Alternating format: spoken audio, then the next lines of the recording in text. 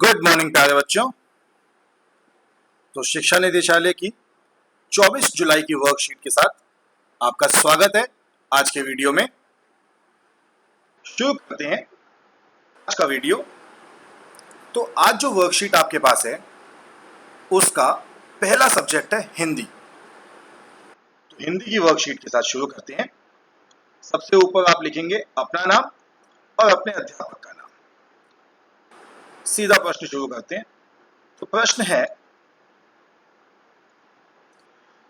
लुप्त होते बचपन के खेलों पर चिंता जाहिर करते हुए दो मित्र या दो सहेलियों के मध्य लगभग 60 शब्दों में एक संवाद लिखिए।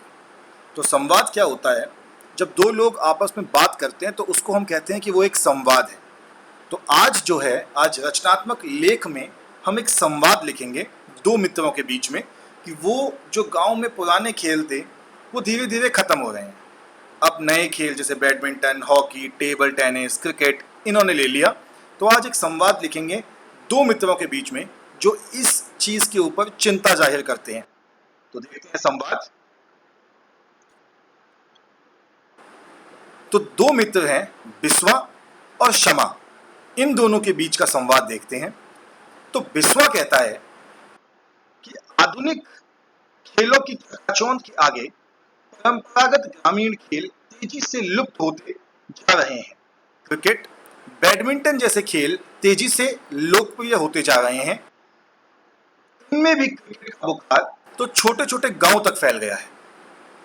तो शमा कहती है कि हाँ, यह सच है। स्कूल में भी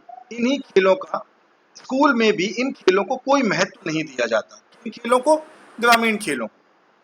बिस्वा, पहले शाम होते ही गांव में खेल का जो समा बनता था उससे बुजुर्गों का मन भी उम्मिद हो पड़ता था। तो शमा कहती है कि क्या विभिन्न खेलों के बारे में आप जानते हैं? तो बिस्वा उसे बताता है कि ग्रामों में खेले जाने वाले खेल कबड्डी, कटिया, लपड़ी डंडा, अटाई डंडा, गुल्ली डंडा, चोर सिपाही, लुका छिपी, ऊंची कूद, लंबी कूद, रस्सी कूद, कुश्ती, खो खो, जलेबी दौड़, कुर्सी दौड़, लंगड़ी दौड़ आदि न जाने कितने खेल प्रचलित थे। बिना व्यय वाले इन सर्वसुलभ खेलों में जितना शारीरिक व मानसिक विकास होता था उतना आज के बेहद खर्चीले खेलों से शायद ही हो पाता हो। आशा है, क्षमा इस बात पे कहती है कि आशा है कि भविष्य में स्थिति में सुधार होगा। तो दो मित्र बिस्वा और शमा इस संवाद को करते हैं जिसमें वो कहते हैं कि वो किस तरीके से हमारे गांव के, हमारे देहात के इलाकों के जो खेल हैं वो तेजी से खत्म हो रहे हैं। तेजी से जो लोकप्रियता है वो दूसरे खेलों की बढ़ रही है, विदेशी खेलों की बढ़ रही है। तो कर लीजिए इसको नोट डाउन वीडियो पॉज करके, या फिर आप अपनी तरफ से भी कोई संवाद लिख सकते हैं जिसमें आप अपने गांव देहात के खेलों का वर्णन करें। ये एक एग्जाम्पल है जिससे आप हिंट ले सकते हैं। तो फिर आपने नोट डाउन कर लिया होगा। तो अब वापस आते हैं अपनी वर्कशीट पर और देखते हैं कि अगली वर्कशीट किस चीज की है। तो वर्कशीट आगे, ये तो प्रश्न हमने कर लिया। अगली वर्कशीट है शिक्षा निदेशालय, राष्ट्रीय राजधानी क्षेत्र दिल्ली। तो आपकी आज की जो दूसरी वर्कशीट है वो गणित की है। वर्कशीट नंबर 9 है ये, 24 जुलाई की वर्कशीट। तो शुरू करते हैं गणित की वर्कशीट। ऊपर आप अपना नाम और अपने कक्षा अध्यापक का नाम लिखिएगा। यदि बहुपद में सिर्फ एक चर x है तो उसे px, qx, rx आदि से दर्शा सकते हैं और y चर वाले बहुपद को py, qy और ry आदि से दर्शा सकते हैं। जैसे px को 2x square plus 5x minus 3 और qy को y square plus y plus 1 आदि। तो बता रहे हैं कि इसमें किस तरीके से दर्शाया जाता है। तो चलिए इसमें आगे बढ़ते हैं। बहुपद के शून्यंक यानी कि जीरो ऑफ अ पॉलिनोमियल। बच्चों, आइए हम बहुपदों के साथ एक खेल खेलते हैं। खेल का नाम है शून्यक की खोज, मतलब जीरो की खोज। यानी कि हम इक्वेशन का सॉल्यूशन, किसी समीकरण को हल करना सीखेंगे। हम कुछ बहुपद लेते हैं, हम खोजेंगे कि चर x के किस मान पर बहुपद का मान शून्य हो जाता है। मतलब x का ऐसा मान जिसको यदि समीकरण में रखा जाए तो वह पूर्ण समीकरण को जीरो कर देगा। तो आइए जांचते हैं, कुछ उदाहरण भी दिए हैं और कुछ प्रश्न जो हमने सॉल्व भी करने हैं। तो यहां पहला प्रश्न देखिए, वो कहते हैं px बराबर x माइनस टू, यानी x माइनस टू इक्वेशन है, इसको हमने दर्शाया है px से। तो x को जीरो रखने पर, तो जहां जहां इक्वेशन में x है वहां वहां जीरो आ जाएगा। तो px की जगह p जीरो और x माइनस टू की जगह जीरो माइनस टू। तो जीरो माइनस टू कितना होता है? Minus two. तो p जीरो की वैल्यू आ गई माइनस टू, जिससे ये पता चलता है कि यदि px पर x की जगह जीरो रखा जाए तो इक्वेशन में माइनस टू आ जाएगा। तो आगे है px बराबर x माइनस टू। अब उन्होंने हमसे सॉल्व करने के लिए ये कहा है, और x को 1 रखने पर, तो यदि x को 1 रखा जाए तो क्या निकलेगा? आइए सॉल्यूशन देख लेते हैं। देखिए p1, तो अब x की जगह हो जाएगा 1 माइनस 2, और 1 माइनस 2 क्या होता है? देखिए माइनस 1। तो आपका आंसर आ गया इक्वेशन का माइनस 1। अगला प्रश्न देखते हैं, px is equal to x minus two. अब 2 रखा है तो p2, तो जो x माइनस टू था वो क्या हो जाएगा? 2 माइनस 2, और 2 माइनस 2 कितना होता है? 2 माइनस 2 होता है 0। तो यानी x की वैल्यू जब 2 रखी जाएगी तो x की वैल्यू 2 रखने पर ये इक्वेशन का जो आंसर है वो 0 आ जाएगा। इसका मतलब इस इक्वेशन का जो 2 है वो इसका शून्यांक है। आगे और अगला क्वेश्चन देखते हैं, qx is equal to 3x minus 6। x की वैल्यू को 1 रखने पर क्या हुआ? 3x की जगह 1, तो 3 1 3 माइनस 6, तो q1 आ गया 3 माइनस 6, और 3 माइनस 6 क्या होता है? माइनस 3। ऐसे ही उन्होंने हमको करने के लिए कहा है कि qx 3 माइनस 6, x को 2 रखा है, तो हमने कहा 2 रखा है तो हम भी सॉल्व कर लेते हैं इसको। तो 3x माइनस 6 2 रखना है, तो ये हो जाएगा 3 2 माइनस 6, क्योंकि अब हमने x की जगह 2 रखा है। तो 3 2 हो गया 6 माइनस 6, और 6 माइनस 6 कितना होता है? 0। देख लीजिए 3 2 6, यानी कि जो 2 वैल्यू है वो इस इक्वेशन का शून्यांक है। आगे और देखते हैं, तो उन्होंने बोला rx is equal to 5x minus 5। x को 0 रखा तो r 0 0 माइनस 5, और इस तरीके से जब सॉल्व किया तो r 0 की जो वैल्यू आई वो आ गई माइनस 5। ऐसे ही उन्होंने x को 1 रखा और हमसे पूछा कि बताइए x को 1 रखने पर क्या आएगा। तो हमने कहा निकाल लेते हैं आराम से। भाई r 1 है तो ये हो जाएगा 5 1 माइनस 5, जो कि हो जाएगा 5 माइनस 5। और जहां तक मुझे पता है 5 माइनस 5 का आंसर क्या होता है? Equal to 0। अगला प्रश्न उन्होंने फिर एग्जाम्पल दिया है कि sx is equal to x square minus 2x, और x को 0 रखा तो 0 का स्क्वायर 0 माइनस 0, तो ये सब कुछ ही 0 हो गया, क्योंकि 0 2 भी मल्टीप्लाई हुआ 0 से तो 0 हो गया, और 0 माइनस 0 0। लेकिन दूसरी तरफ अब इन्होंने 1 रखा है, तो 1 का स्क्वायर कितना होता है? 1 का स्क्वायर तो 1 होता है, माइनस 2, और x की जगह क्या आ जाएगा? 1, जो कि हो जाएगा आपका 1 माइनस 2, क्योंकि 2 1 2 होता है, और 1 माइनस 2 कितना होता है? माइनस 1। तो आपका आंसर आ गया इस क्वेश्चन का माइनस 1। अगला देखते हैं, अब यहाँ पे x को 2 रखा है, तो सबसे पहले x का स्क्वायर यानी 2 का स्क्वायर, और 2 का स्क्वायर होता है 4 माइनस 2 ब्रैकेट के अंदर भी 2, तो इससे हमारा सॉल्व हो जाएगा 4 माइनस 2 2 सा कितना होता है 4, ऊपर 2 मल्टीप्लाई बाई 2 ब्रैकेट से, तो ये हो जाएगा 4 और 4 माइनस 4 का आंसर आ गया आपका 0। तो ये इक्वेशन आपकी सॉल्व। तो हमने और बहुपदों को सॉल्व करके देख लिया और आगे बढ़ते हैं।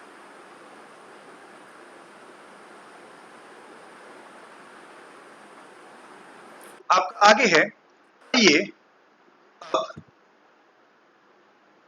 चर x के उस मान का पता करें जिससे बहुपद का मान शून्य हो जाएगा, यानी कि हम इस इक्वेशन का जो शून्य है उसे निकालने की कोशिश करेंगे।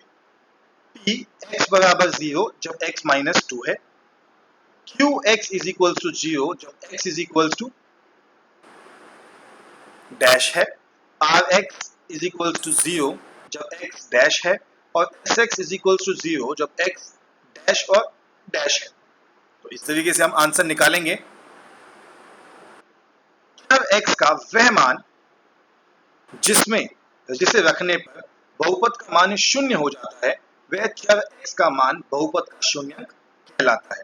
अभी ऊपर देखते हैं, हमने p का मान तो 2 निकाला था, q देखिए क्या निकाला था यहाँ पर, q 0 कब आया था 2 रखने पर, तो जो q का मानक हो जाएगा वो क्या आ जाएगा, तो यहाँ q के मान को 2 रखने पर 0 आ गया था, तो q आ गया आपका 0। आगे बढ़ते हैं। r का मान 0 कब आया था, x को 1 रखने पर, तो r में आपका आंसर आ गया 1। और s की बात करें तो s 0 रखने पर भी 0 आया था, और यहाँ s 2 रखने पर भी 0 आया, तो s के 2 0 हो गए। और याद कीजिए मैंने आपको बताया था s जो है उसकी पावर भी 2 है, जिसकी पावर 2 होती है उसके शून्यांक भी 2 ही होते हैं। अब आगे बढ़ते हैं।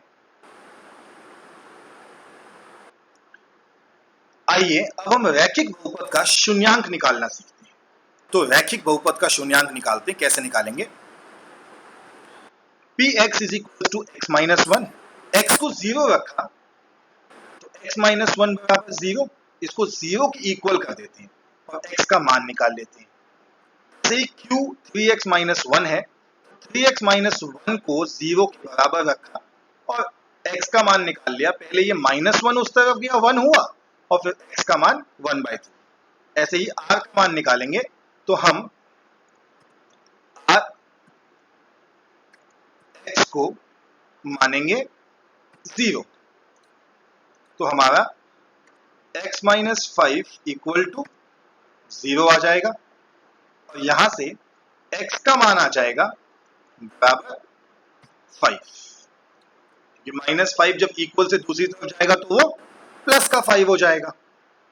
अब दूसरा सॉल्व करते हैं। px को हम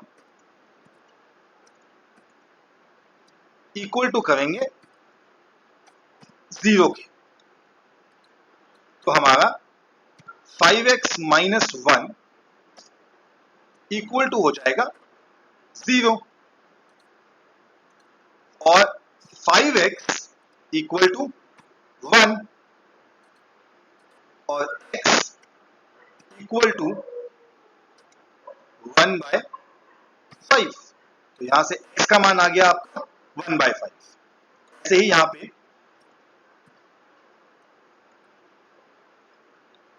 qx को हम मानेंगे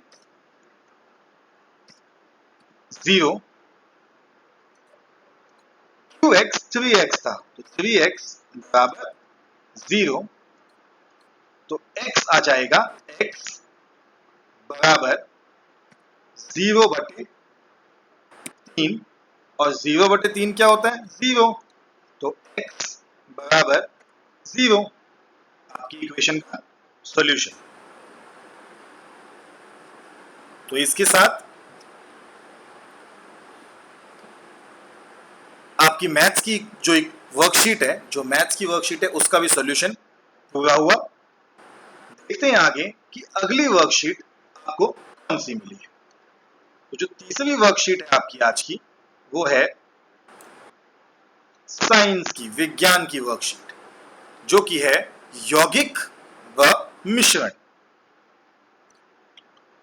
देखते हैं यौगिक और मिश्रण।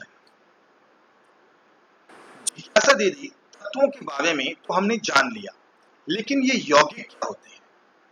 जिसमें जिज्ञासा दीदी बताती है कि यौगिक वह शुद्ध पदार्थ होते हैं जिनका निर्माण दो या दो से अधिक तत्वों के एक निश्चित अनुपात में रासायनिक विधि के संयोजन से होता है। जैसे नमक, ग्लूकोज, जल। जैसे जल है तो जल का फॉर्मूला है H2O। अब ये फॉर्मूला सब जगह यही रहेगा, आप दुनिया में कहीं भी चले जाइए, जो फॉर्मूला है जल का वो यही रहेगा, चाहे हिंदुस्तान, चाहे पाकिस्तान, चाहे जापान, अमेरिका, कहीं चले जाइए।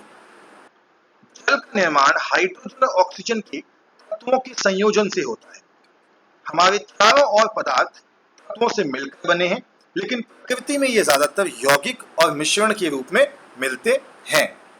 तो जो हमारे आसपास के पदार्थ हैं वो हमें तत्व, यौगिक और मिश्रण इन तीन अवस्थाओं में मिलते हैं। आगे इनका डिफरेंस देख लेते हैं कि यौगिक और मिश्रण में क्या अंतर है। यौगिक, इसका निर्माण हमेशा रासायनिक अभिक्रियाओं से होता है, किंतु मिश्रण, इसका निर्माण में कोई भी रासायनिक अभिक्रिया सम्मिलित नहीं होती। यौगिक यह शुद्ध पदार्थ कहलाते हैं, जबकि मिश्रण किन्हीं भी दो या दो से अधिक पदार्थों को किसी भी अनुपात में मिलाएं तो मिश्रण बनेगा। जैसे आपका शिकंजी, किसी को चीनी ज्यादा पसंद है, किसी को चीनी कम, लेकिन शुद्ध पदार्थ जल, जल का फॉर्मूला सदैव वही रहेगा जो जल का फॉर्मूला है H2O। चलिए आगे बढ़ते हैं। इसका संगठन सदैव स्थायी होता है, यानी यौगिक का संगठन सदैव स्थायी रहता है, जबकि इन पदार्थों के गुणधर्म इनके निर्माण में सम्मिलित तत्वों से पूरी तरह भिन्न होते हैं। क्या मतलब है इसका? जल बनता है हाइड्रोजन और ऑक्सीजन से। हाइड्रोजन और ऑक्सीजन दोनों ही जलते हैं, किंतु उनसे बनने वाला जल वह आग को बुझाता है, जिससे हमें यह पता लगता है कि यौगिकों के बनने पर भी जो पदार्थ हैं उनके भौतिक और रासायनिक गुणधर्म पूरी तरीके से बदल जाते हैं। मिश्रण अशुद्ध पदार्थ कहलाते हैं, जबकि यौगिक शुद्ध पदार्थ होते हैं। यौगिक हमेशा एक निश्चित ताप और द्रव्य पर वाष्प में बदल जाते हैं, जबकि मिश्रण का संगठन परिवर्तनीय होता है, ये बदल जाता है। मिश्रण समांगी और विषमांगी दोनों ही प्रकार के हो सकते हैं, जैसे दूध और हवा। दूध जो है वो विषमांगी है और हवा जो है वो समांगी है, जबकि यौगिक इसके घटकों को केवल रासायनिक प्रक्रिया के द्वारा अलग किया जा सकता है, जैसे विद्युत अपघटन आदि, जबकि मिश्रण के घटकों को भौतिक विधियों से अलग कर सकते हैं। मिश्रण में उपस्थित तत्व और यौगिक अपने गुणधर्म दर्शाते हैं। जैसे शिकंजी में नींबू के कारण खट्टापन आता है और नमक के कारण नमक का स्वाद। मिश्रण के कुछ उदाहरण तो आपको पता है, हम देख लेते हैं यौगिक के कुछ उदाहरण। जल, नमक, copper sulphate, carbon dioxide, methane इत्यादि। देख लीजिए एक बार, ये सभी डिफरेंस हो गए। अब हम कर लेते हैं अपने प्रश्न उत्तर। तो पहला प्रश्न है कि यौगिक और मिश्रण की उदाहरण सहित व्याख्या कीजिए। यौगिक और मिश्रण, तो आपके सामने है यौगिक और मिश्रण की व्याख्या।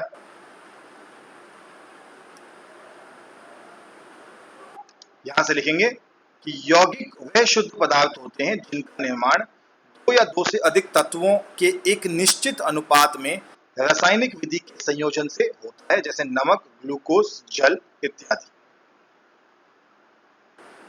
यह है यौगिक। और अगर मिश्रण की बात करी जाए तो मिश्रण की परिभाषा होगी ये, किन्हीं भी दो या दो से अधिक पदार्थों को किसी भी अनुपात में मिलाया जाए तो मिश्रण बनेगा। तो आपके सम्मुख है बिल्कुल उत्तर।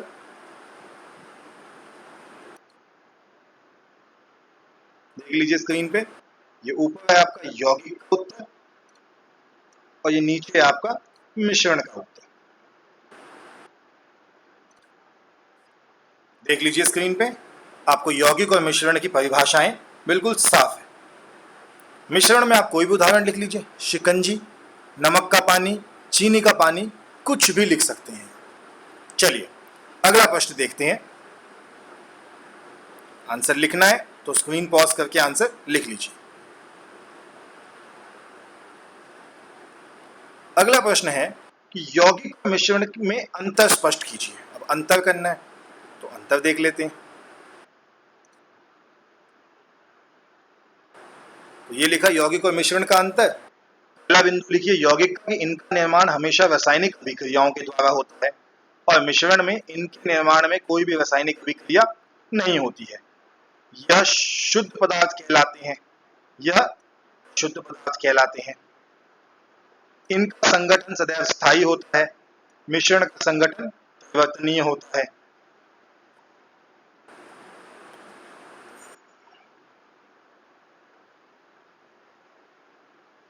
उसके बाद ये 3 बिंदु हो गए, बाकी उदाहरण लिख लीजिए। उदाहरण लिख लीजिए, ये यौगिक सदैव या इसके घटकों को केवल रासायनिक प्रक्रिया द्वारा ही अलग किया जा सकता है, ठीक है। और इसमें लिखिएगा कि इसके घटकों को भौतिक क्रियाओं से भी अलग कर सकते हैं। तो ये आपका उत्तर हो गया।